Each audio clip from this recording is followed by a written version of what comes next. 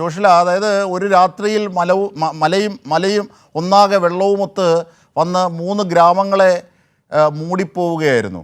യഥാർത്ഥത്തിൽ കേരളം പകച്ചു നിൽക്കേണ്ടതാണ്. പക്ഷേ ആ രക്ഷാപ്രവർത്തനത്തിൻ്റെ ഘട്ടം മുതൽ ഇപ്പോൾ വരെയും ഇപ്പോഴും തുടരുന്നത് കൃത്യവും ശാസ്ത്രീയവുമായ ആസൂത്രണമാണ്. ഇവിടെ സന്തോഷ് സൂചിപ്പിച്ചതുപോലെ കേവലം ഒരു താമസ സ്ഥലമല്ല, ഒരു ടൗൺഷിപ്പാണ്. അത് നേരത്തെ മുഖ്യമന്ത്രി തന്നെ പറഞ്ഞിരുന്നു, മാതൃകാപരമായ ഒരു ടൗൺഷിപ്പ്, രാജ്യത്തിന് തന്നെ മാതൃകയായ ടൗൺഷിപ്പ്. അതും കേന്ദ്ര അവഗണനകൾക്കിടയിൽ ഫണ്ടുകൾ നൽകാതെ കേന്ദ്രം ബുദ്ധിമുട്ടിക്കുന്ന ഘട്ടത്തിൽ കൂടിയാണ് ഇത്തരത്തിലൊരു സൗകര്യം ശാസ്ത്രീയമായി ഒരുക്കുന്നത്. അതിനാണ് ഇന്ന് തറക്കല്ലിടുന്നത്. അതായത് ഈ ദുരന്ത നിവാരണത്തിൻ്റെ പ്രവർത്തനങ്ങളിലെ നിർണായക ദിശ പുനരധിവാസം, അതാണ് സംസ്ഥാനം ഒറ്റയ്ക്ക് ചെയ്യുന്നത്.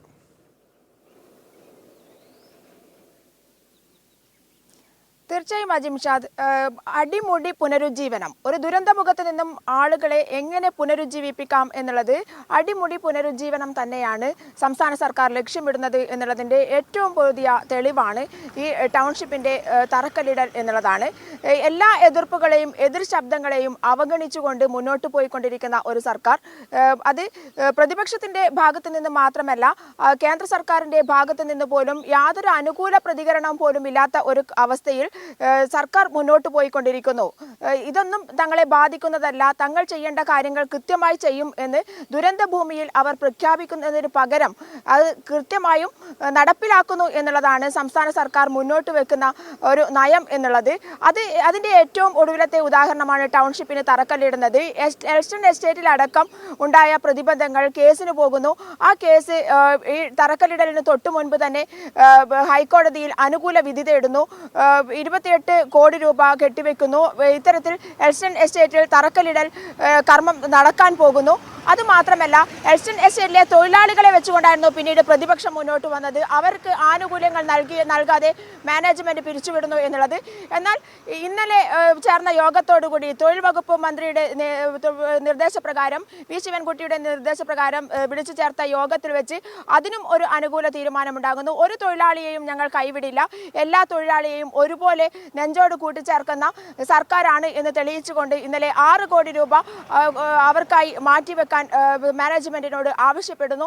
ഇതൊക്കെ തന്നെ തരണം ചെയ്തുകൊണ്ടാണ് ഇന്ന് എൽസ്റ്റൺ എസ്റ്റേറ്റിൽ തറക്കല്ലിടുന്നത് എന്നുള്ളതാണ്. മാത്രമല്ല, ദുരന്ത ഭൂമിയിൽ നിന്നും വന്നവരെ നേരെ വാടക വീടുകളിലേക്ക് എല്ലാ സൗകര്യങ്ങളോടും കൂടി വാടകയടക്കം സർക്കാർ നൽകിക്കൊണ്ട് അവരുടെ നിത്യജീവിതത്തിനുള്ള ഓരോ വ്യക്തിക്കും 300 രൂപ വീതം നൽകിക്കൊണ്ട് അവരെ ഒരു തരത്തിലും മാനസികമായി അലട്ടാതെ അവരെ മുന്നോട്ട് കൊണ്ടുപോകുന്ന ഒരു സർക്കാർ. ആ സർക്കാരാണ് ഇപ്പോൾ അവരെ വാടക വീട്ടിൽ നിന്നും പുനരുജ്ജീവനത്തിന്റെ പാതയിലേക്ക്, പ്രതീക്ഷയുടെ പാതയിലേക്ക്, സ്വന്തം വീടുകളിലേക്ക് നയിക്കാൻ പോകുന്നത്. അതിന്റെ തറക്കല്ലിടൽ ചടങ്ങാണ് ഇന്ന് നടക്കാൻ പോകുന്നത്. ഇന്ന് വൈകുന്നേരം മുഖ്യമന്ത്രി പിണറായി വിജയൻ തറക്കല്ലിടുന്നതോടുകൂടി അവരുടെ സ്വപ്നം കൂടിയാണ് യാഥാർത്ഥ്യത്തോട് അടുത്തുകൊണ്ടിരിക്കുന്നത് എന്നുള്ളതാണ്. അവർ അനാഥരല്ലെന്ന് പറഞ്ഞുകൊണ്ടാണ് കേരള സമൂഹവും കേരള സർക്കാരും അവരെ ചേർത്ത് പിടിച്ചത്.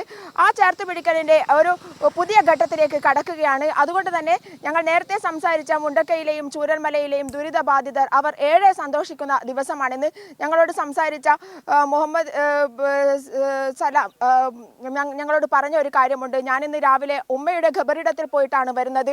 ഉമ്മയുടെ ഈ ഒരു സന്തോഷ ദിനത്തിൽ എനിക്ക് അവരുടെ ഖബറിടത്തിൽ പോകാതിരിക്കാൻ പറ്റില്ല എന്ന് പറഞ്ഞുകൊണ്ട് ആ ഒരു സന്തോഷം കണ്ണീരൊഴുക്കിക്കൊണ്ടാണ് അവരിന്ന് ഈ ചടങ്ങിലേക്ക് പോകുന്നത് എന്നുള്ളതാണ്. എന്തായാലും തീർച്ചയായും അത് തന്നെയാണ്